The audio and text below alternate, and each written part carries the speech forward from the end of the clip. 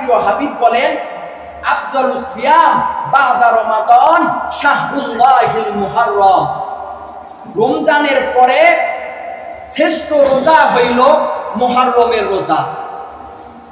অর্থাৎ এই 10 তারিখে আশুরা, 10 তারিখে আল্লাহর নবী সাল্লাল্লাহু আলাইহি ওয়াসাল্লাম বললেন, যদি কোনো ব্যক্তি একটি রোজা রাখতে পারে পূর্বের 1 বছর আগের গুনাহ আল্লাহ তাআলা মাফ করে দেন।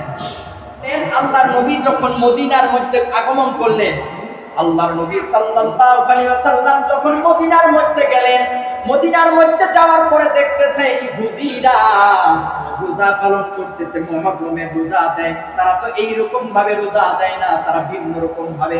আল্লাহর নবী জিজ্ঞাসা করলেন, এরে ইহুদির দল, তোমরা কি রকম ভাবে রোজা দিচ্ছ, কার কারণে রোজা দাও? কয়, আমরা ওই ইহুদিরা কিন্তু মুসা আলাইহিস সালামকে পছন্দ করতো, মহব্বত করতো। তারা বলে যে ফিরাউনের হাত থেকে যে মুসা খেলা রক্ষা করেছে, এই জন্য আমরা রোজা দেই একটা। এবার আল্লাহর নবী বললেন, আমরা হইলাম শেষ জামানার, আমি পয়গম্বর, আমি হইলাম শেষ জামানার পয়গম্বর।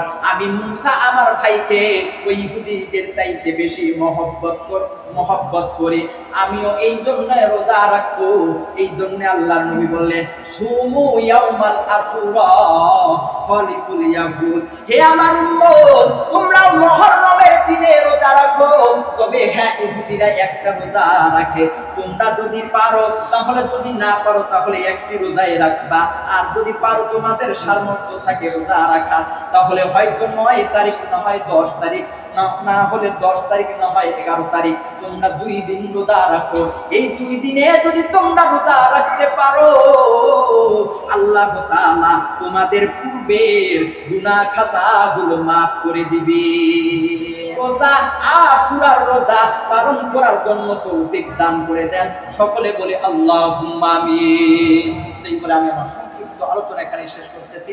ওয়া আখিরু দাওয়াহুম আলহামদুলিল্লাহি রাব্বিল আলামিন। যারা এখনো সুন্নাত করেন নাই, সুন্নাত করেন।